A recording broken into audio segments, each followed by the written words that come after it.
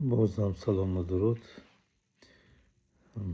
баъзе сомонаҳои русӣ гуфтанд ки агар ҳамлаи заминӣ агар ба вуқӯъ пайваста бошад, аз тарафи озарбойҷон ва аз тарафи туркманистон шояд ба вуҷуд биёяд.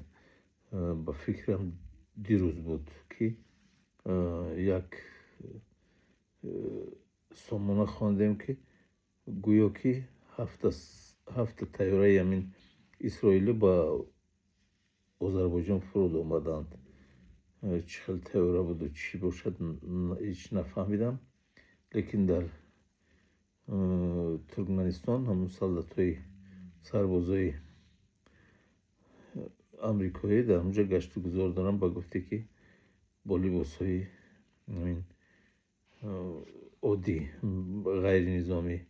ба гуфти Андрей Серенко, як таҳлилгари Осиёи Миёна, ки ӯ бисёртар аз Афғонистон таҳлил мекунад, гап мезанад. ба гуфти ҳамино гӯё ки ин хабарҳоро ба ӯ Толибон доданд. оқибаташ ба хайр бошад. ин музокираташон бояд ки дар Швейтсария ба гуфте гузарад. дар Швейтсария бояд гузарад. гуфти шунидҳози ҳам хелам рафта истодааст.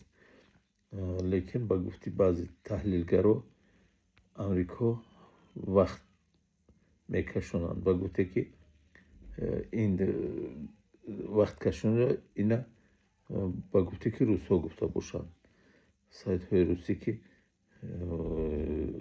огоҳӣ доданд ки амрико бояд ки ҳамлаи заминӣ кунад.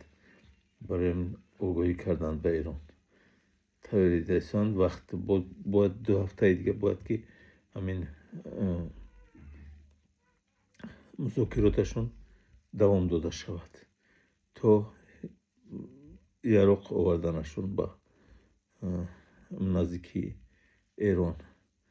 агар аз ду тараф, аз Озарбойҷон, аз Туркманистон ҳамла шавад, ин тараф аз тарафи нимҷазираи Арабистону аз ҳамн гулугоҳи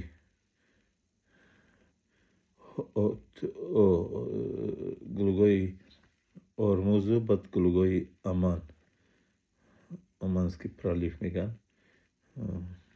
аз онҷо мумкин ҳамла ба вуҷуд ояд. ба гуфте акун, лекин ман боварӣ надорам, ба хотире ки то чанд яроқ мекашӣ.